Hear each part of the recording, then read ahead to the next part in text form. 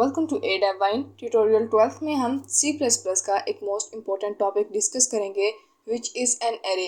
इस ट्यूटोरियल में हम देखेंगे कि एरे क्या होती है with the help of its syntax and real life example. After that we will discuss that why we use an array in our real life. So alright, let's begin. हम start करते हैं। सबसे पहले हम देखेंगे कि एरे होती क्या है।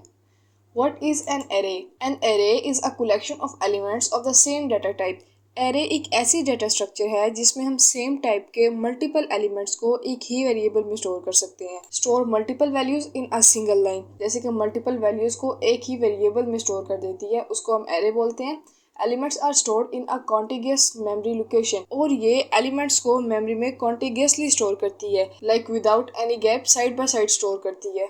फॉर एग्जाम्पल, अगर एक वैल्यू 90 एड्रेस पे पड़ी है तो दूसरी वैल्यू 92 एड्रेस पे पड़ी होगी एंड थर्ड वन 94 पे, और सेम एल्गोरिथम के साथ बाकी सारी वैल्यूज भी ऐसे ही लोकेशन पर पड़ी होंगी। फॉर एग्जाम्पल, अगर हमें मार्क्स स्टोर करना चाहते हैं तो अलग अलग वेरिएबल्स बनाने की बजाय एक ही एरे यूज़ करेंगे। जैसे ये हमारे पास उसका सिंटैक्स है, और ये एक ही स्टूडेंट के मल्टीपल सब्जेक्ट के मार्क्स हैं जिनको हमने एक ही वेरिएबल में स्टोर करवा दिया है, और उसको हम एरे बोलते हैं। सो अब हम देखते हैं कि हम एरे को यूज़ क्यों करते हैं। Easy to store and manage multiple values. Array का यूज़ इसलिए होता है क्योंकि ये हमें एक ही वेरिएबल में मल्टीपल वैल्यूज़ को स्टोर करने की फैसिलिटी देती हैं। रिड्यूस कोड कॉम्प्लेक्सिटी, हमें मल्टीपल वेरिएबल्स नहीं बनाने पड़ते, जिसकी वजह से हमारा कोड क्लीन और सिंपल होता है और ज़्यादा कॉम्प्लेक्स नहीं बनता। Helps in storing data in a structured way, और मेमोरी का यूज़ भी एफिशिएंट होता है क्योंकि डाटा हमारे पास स्ट्रक्चर्ड और ऑर्गेनाइज्ड वे में स्टोर होता है। अब हम इसका बेसिक सिंटैक्स देख लेते हैं। Syntax of an array. Arrays बनाने का सिंटैक्स सिंपल है। पहले आप डाटा टाइप लिखते हैं, उसके बाद एरे का नेम लिखते हैं, और स्क्वायर ब्रैकेट्स में आप साइज मेंशन करते हैं कि एरे जो आपने डालनी है वो कितने साइज की होगी। यहाँ पर हम एलिमेंट्स की वैल्यू को मेंशन करते हैं जिन्हें साइज बोलते हैं। एरेज का सिंटैक्स बिल्कुल वैसे ही है जैसे वेरिएबल्स का होता था। वेरिएबल में भी सबसे पहले हम डाटा टाइप को डिक्लेयर करते थे, उसके बाद वेरिएबल का नेम डालते थे। सो सेम यहाँ पर भी वैसे ही है। एरे में भी सबसे पहले हम डाटा टाइप को डिक्लेयर करते हैं, आफ्टर दैट हम एरे का नेम अपनी मर्जी से कुछ भी दे सकते हैं, और यहाँ पर हम साइज देते हैं। अभी ये एरे विदाउट एनी इनिशियलाइजेशन है, आगे हम इसको इनिशियलाइज करना सीखेंगे। अब जैसे कि इसकी एग्जांपल देखते हैं। ये हमारे पास इंट एक डाटा टाइप है, और उसके बाद नंबर एक एरे का नेम है, और 10th हमने साइज डाला है, यानी आगे हमारे पास 10th एलिमेंट हम डाल सकते हैं। उसके बाद फ्लोट हमारे पास एक डाटा टाइप है, कैर भी हमारे पास एक डाटा टाइप है, और ये हमने नेम अपनी मर्जी से दिए हुए हैं, और स्क्वायर ब्रैकेट्स में हमने साइज दिए हुए हैं। इनसे मुराद होता है कि आगे हम इक्वल के आगे जो वैल्यूज़ डालेंगे वो इतनी वैल्यूज़ होंगी जितना हमने यहाँ पर साइज मेंशन किया हुआ है। अब हम एरे को इनिशियलाइज करना सीखते हैं। Initialising array. किसी भी एरे को इनिशियलाइज करने के 3 तरीके होते हैं। The first one is full initialisation, and the second one is without any size, and the third one is partial initialisation. Full initialisation में हम उतने ही वैल्यू देते हैं जितने हमारे पास एलिमेंट होते हैं, मतलब हमने एरे के हर एलिमेंट को शुरू में ही वैल्यू दे दी है। विदाउट साइज में हम कोई भी साइज मेंशन नहीं करते, कंपाइलर खुद से काउंट कर लेगा कि यहाँ पर टोटल एलिमेंट्स कितने हैं और उसको साइज यहाँ पर कितना देना है। पार्शियल इनिशियलाइजेशन में हम जस्ट कुछ एलिमेंट्स को वैल्यू देते हैं और बाकी के एलिमेंट्स जीरो हो जाते हैं। जैसे कि ये 2 एलिमेंट्स हैं, इन 2 एलिमेंट्स को वैल्यू हमने दे दी है, लेकिन बाकी के जो यहाँ पर 3 एलिमेंट्स होंगे उनकी वैल्यू जीरो हो जाएगी। अब हम देखते हैं कि इनको हम यूज़ कहाँ पे करते हैं रियल लाइफ में।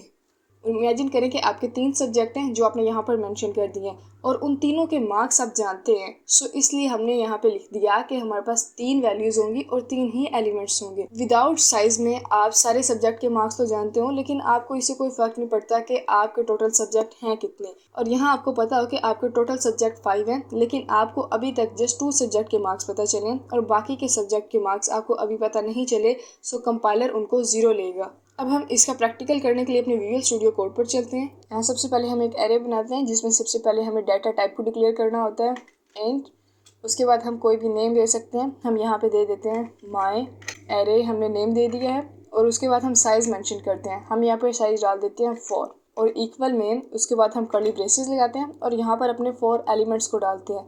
जैसे हम फर्स्ट डाल देते हैं 43, सेकंड डाल देते हैं 54, 32, 67। तो ये हमने 4 एलिमेंट्स डाल लिए हैं, और इसके आगे यहाँ पर सेमी कॉलन।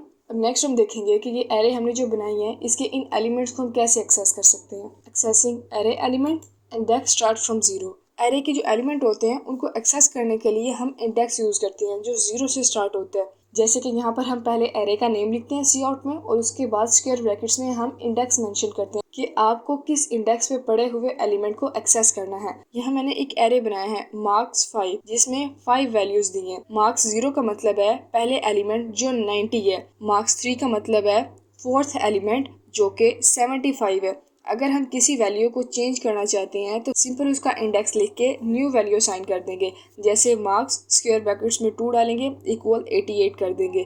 जैसे कि यहाँ पर हम लिखेंगे सी आउट में माई एरे, ये मैंने एक एरे का नेम लिखा है और उसके बाद स्क्वायर ब्रैकेट्स में लिखते हैं कि हमने किस इंडेक्स से पड़े हुए एलिमेंट को एक्सेस करना है। 43 हमारे पास 0 इंडेक्स से पड़ा हुआ है। जैसे अगर मैं यहाँ पर 0 लिखूंगी और इसको हम सेव करके रन करते हैं तो आप देखेंगे 43 आया है। सो हमारे पास एरे इंडेक्सिंग पे काम करता है। फर्स्ट एलिमेंट 0 इंडेक्स से पड़ा है, सेकंड 1 पे और ये थर्ड हमारे पास 2 पे पड़ा हुआ है। और अगर यहाँ पे मैं प्रिंट करवाती हूँ 3 और इसको सेव करके रन करते हैं तो आप देखेंगे 67 आया है जो कि लास्ट वन था।